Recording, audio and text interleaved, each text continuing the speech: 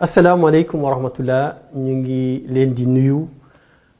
di ñëw tey waxtaan ak yéen lu jëm ci wàllu actualité bi waaye balaa booba dañu leen di sant di leen remercier ci intérêt bi nga xam ne nii porté ngeen ko ci contenu yi nga xam ne ñu ngi leen koy proposer bépp suggestion bépp remarque boo xam ne nii def ngeen ko danañ ci bàyyi xel parce que ñun au niveau de l'Assemblée nationale askan bi lañ fa nekkal. ci question d'actualité yooyu nag ñaar lañ ci tànn pour waxtaan ci ak yéen bi ci jëkk mu nekk le rapport de la Cour des comptes mu nekk rapport boo xam ne nii depuis quelques semaines mu ngi occuper l'espace public ñu ngi ci wax ak nu mu gën a amee solo. beneen bi ci topp mooy les questions d'actualité yi nga xam ne nii c'est des questions adressées aux membres du gouvernement ba taxoon le premier ministre et son gouvernement ñu ñëw au niveau de l'Assemblée nationale déglu député yi nga xam ne nii amoon nañ ay questions ñu leen di poser ci actualité bi pour ñu mën leen leeral donc loolu laa bëggoon waxtaanee ak yéen tey comme ni ma ko waxee ci sama njëlbeen wax premier point bi nga xam ne ni bëgg naa ko wax lu jëm ci wàllu actualité bi mu nekk rapport Cour des comptes bi nga xam ne ni moom la ñu publier depuis quelques semaines. Cour des comptes nag dafa nekk institution bu am solo ci réew. Cour des comptes dafay garantir une bonne gestion des finances publiques et la redevabilité de nos gouvernants donc loolu moo tax rapport Cour des comptes am solo ci réew. rapport Cour des comptes dafay nekk benn gage pour une bonne gouvernance parce que état boo gis mu bàyyi xel rapport Cour des comptes dafay nekk état boo xam ne nii dafa teg tànkam ci transparence dafa nekk état boo xam ne nii dafay lutter contre la mauvaise gestion des ressources publiques. rapport bi nga xamante ne nii Cour des comptes publié na ko nekk na loo xam ne nii dinañu permettre aussi ñu nekk une protection contre la corruption et contre les abus parce que rapport boobu Cour des comptes irrégularité yi nga xamante ne nii souligné na ko ak les zones d'ombre yi nga xam ne nii souligné na ko aussi sur la gestion de nos finances publiques dana tax ba ëllëg détournement ñu mën ko xeex dana tax aussi mu améliorer l'efficacité des politiques publiques. Dernier point bi nga xam ne nii aussi bëgg naa ko wax ci importance bi nga xam ne nii Cour des comptes am na ko ak rapport yi muy jox moo di rapport yooyu dafay nekk un outil pour pouvoir faire des réformes un outil extrêmement important pour faire des réformes parce que su fekkee ne Cour des comptes à travers son rapport montre des irrégularités montre des dysfonctionnements état bi bu ko corriger dana ko permettre mu rendre son administration efficace rendre ses politiques publiques efficaces donc loolu moo tax Cour des comptes dafa am solo ci réew donc ba tax na li ñu war ñun mooy ñu dooleel ko mais pas ñu nekk di ko xarab di ko critiquer ci loo xam ne nii xëy na duñ ko teg fenn. rapport Cour des comptes bi nag am na ñaari leçon yu am solo yoo xam ne nii jàpp nañ ko ci rapport bi ci jëkk mooy la nécessité de moderniser notre administration publique parce que rapport de la Cour des comptes dafa wane une certaine lenteur de nos procédures. rapport bi également dafa wane un décalage dans la transmission des informations wane it que administration bi dafa manquer ay outils modernes pour def un suivi rigoureux de nos finances publiques donc loolu moo tax ñu jàpp ni il est urgent de moderniser notre administration publique. ñaareelu leçon bi nga xam ne ni jëlee nañ ko ci jàngat bi ñu jàngat rapport du Cour des comptes bi moo di le fait que dañu war a réduire le cloisonnement entre les différentes structures de l'État parce que rapport bi dafa wane une incohérence dans la gestion dans la gestion des finances publiques de notre pays notamment un problème de coordination entre certaines agences et les services de l'État maanaam loolu surtout lu jëm ci wàllu chiffres yi nga xam ne nii joxe nañ ko lu jëm ci wàllu dette bi parce que am na agence yoo joxe yenn agence yi dañuy joxe chiffres yoo xam ne nii dafa wuute ak chiffres yi nga xam ne nii certains services de l'État joxe nañ ko ba tax na la Cour des comptes pour mu am chiffre bu wóor dafa obligé dem seeti ci dem ci base de données bu bailleur de fonds yi pour mën a am les bons chiffres loolu mu nekk loo xamante ni nii ñu war a gën ci liggéeyaat ñu war ci gën bàyyi xel les services de l'État ak certaines agences mënuñu ñoom ñëpp nekk ci état bi di liggéey te chiffres yi ñuy joxe di am ay différences yu war a tax ba Cour des comptes dem seeti bailleurs yi dem ci seeni base de données pour am les bons chiffres donc loolu nekk na loo xam ne nii nekk na jàngat boo xam ne ni def nañ ko mooy ce décloisonnement entre les différentes structures publiques su ñu ñëwee ci perspective yi li ñu ci mën a wax moo di le Sénégal dépend fortement des financements extérieurs via des prêts auprès d'investisseurs ak auprès d'institutions internationales ba tax na ñooñu dañu war a dalal seen xel sur la gestion de nos finances publiques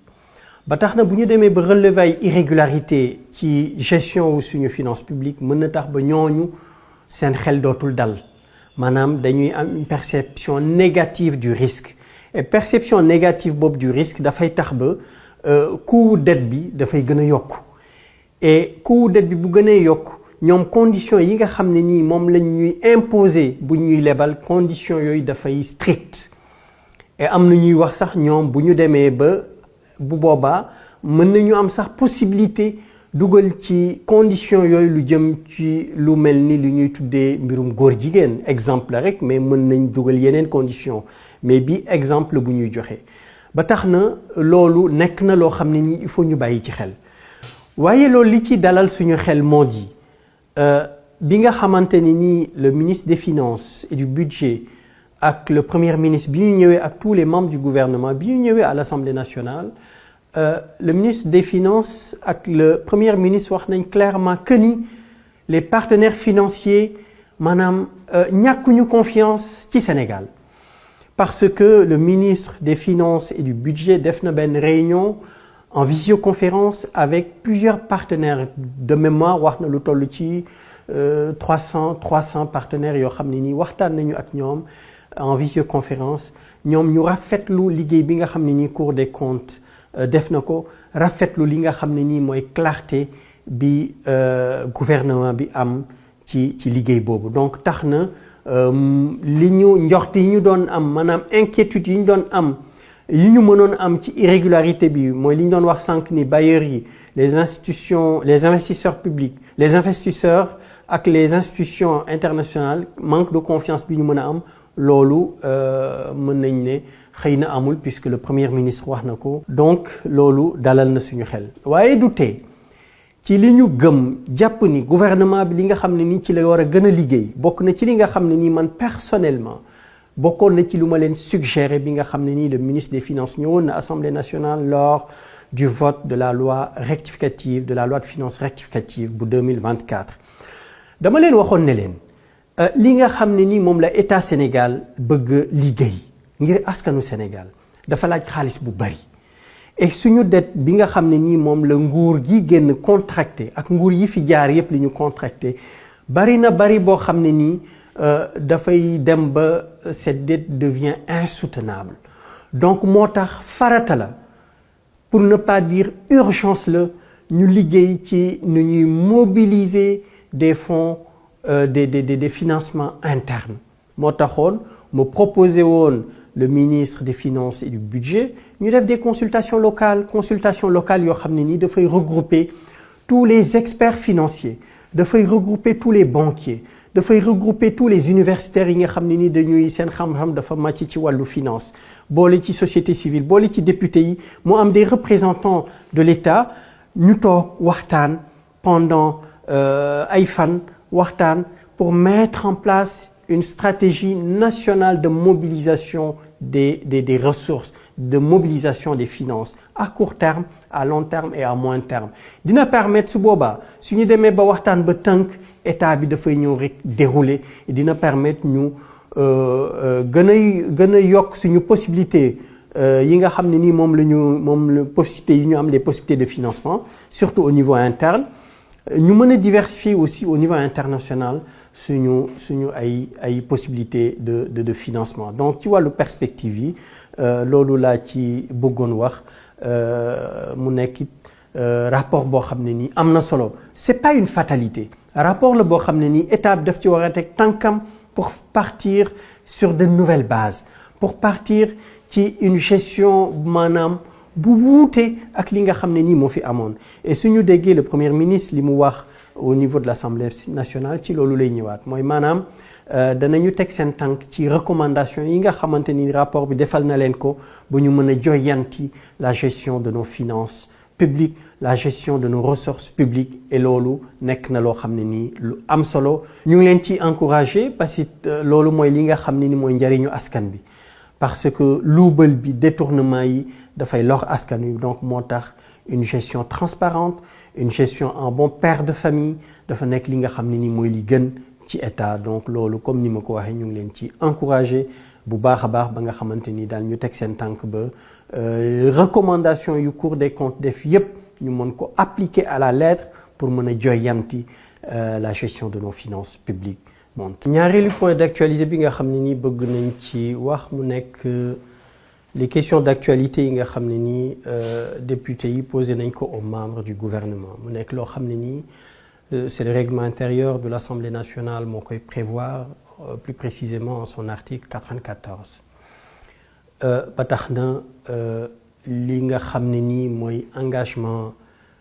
bi le premier ministre jël mooy danañu ñëw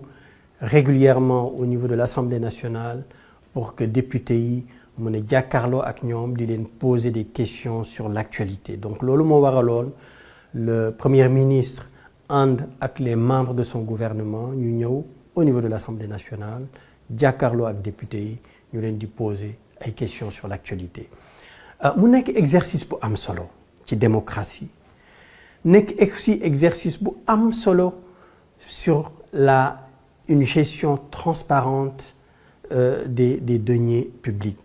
muy duggaat ci rôle bi nga xam ne ni mooy suñu rôle ñun en tant que parlementaire notre rôle de contrôler l'action du gouvernement donc loolu mu nekk lu am solo moo tax bi nga xamante ne nii le premier ministre avec son gouvernement ñëw nañ au niveau de l'Assemblée nationale comme ni ñu ko waxee woon comme Assemblée dafay fonctionner sur la base de groupes parlementaires comme ni ma ko waxee ci sama vidéo yi génn ñaari groupe parlementaire moo am Assemblée nationale bi ci jëkk mooy le groupe parlementaire PASTEF beneen bi mooy le groupe parlementaire Takku Wallu en dehors de ces deux groupes parlementaires mu am ñi ñuy tuddee non inscrits mooy ñi nga xam ne ni bokkuñu ci groupe parlementaire mooy ku mel ni man bokkuma ci groupe parlementaire donc moi je suis un non inscrit ba tax na bi nga xamante ne nii au niveau du bureau de l'Assemblée nationale après au niveau de la conférence des présidents bi ñu waxtaanee ñu ne fukki question la ñuy poser gouvernement bi mais fukki question yooyu ni ñu ko répartir c'est au prorata de la représentation de chaque groupe parlementaire comme le groupe parlementaire PASTEF moo ëpp député ci 10 questions yooyu ñoom 8 lañ ci am mu des ñaar benn bi groupe parlementaire Takku Wallu jël ko bi ci des non inscrit jël ko waaye bi nga xamante ne ni waxtaan nañu ak le secrétaire général de l'Assemblée nationale mu waxtaan ci aussi ak le président de l'Assemblée nationale ñu ne ko nag su fekkee ne mën nañ ko yokk fekk na sax avant man waxtaanu naa ci ak le président du groupe parlementaire PASTEF monsieur Ayib Daffé